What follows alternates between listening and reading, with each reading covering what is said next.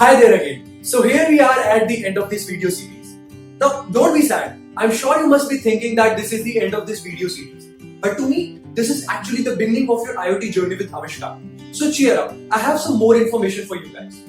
But before that, I really hope you enjoyed your journey of IoT with Avishkaar and you learned something meaningful. Now we all are curious to know what all projects you made during the course. So do share your projects on the Let's Avishkaar group. And if your projects have something really fascinating, you can win the title of the Maker of the Month. And we are talking about some significant social profile here, something you can really boast about.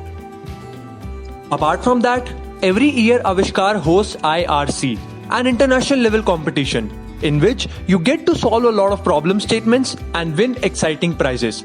It's a make and win competition. Finally, if you wish to learn more about the underlying concepts of IoT and how to make a lot of projects using this kit, do get in touch with our head counselors so they can connect you with the Avishkaar mentors. Till then, happy making!